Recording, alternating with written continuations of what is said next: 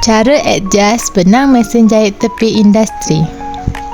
Sebelum mula, pastikan benang telah dimasukkan dengan betul di antara dua cepeh. Tension benang lurus yang ini untuk benang atas yang ini, benang bawah yang ini. Pusing ke kanan untuk ketatkan benang. Pusing ke kiri untuk longgarkan benang. Untuk lebih faham, saya tulis A untuk benang atas, B untuk benang bawah. Jom kita jahit. Untuk saya tunjukkan kedudukan dan posisi setiap benang. Untuk benang atas yang ini.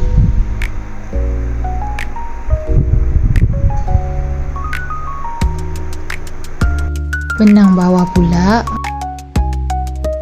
yang ini. Benang bawah dan atas saya gunakan benang gebu. Yang ini pula untuk benang lurus. Saya gunakan benang jahit biasa. Kita mulakan dengan benang lurus. Benang lurus longgar, jadi kita kena ketatkan.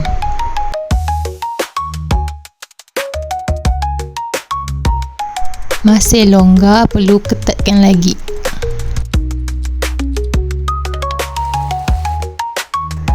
Masih longgar lagi.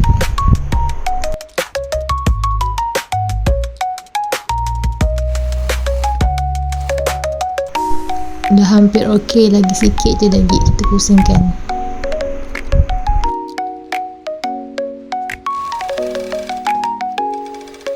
Disebabkan terlebih pusing, kain jadi berkedut. Bermaksud benang terlalu ketat. Jadi kita perlu longgarkan sedikit.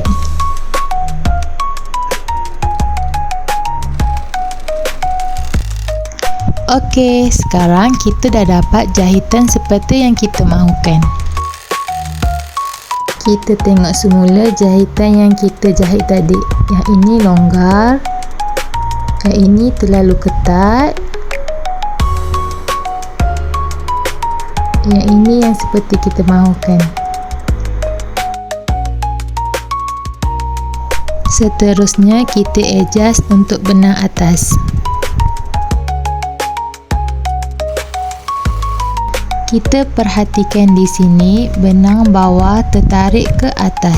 Bermaksud benang atas ketat.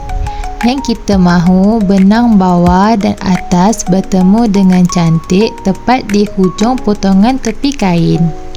Jadi kita perlu longgarkan lagi dan lagi sehingga benang atas berada cantik di tempatnya.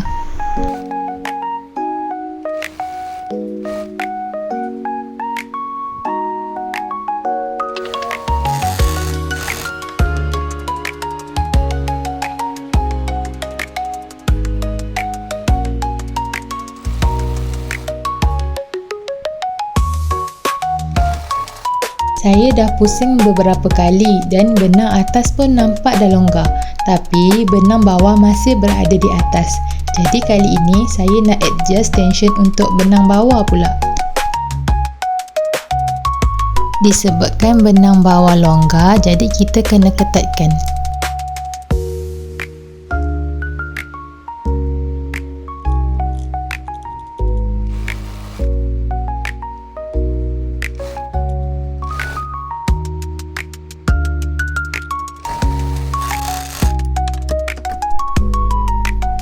Hampir okey tapi belum memuaskan.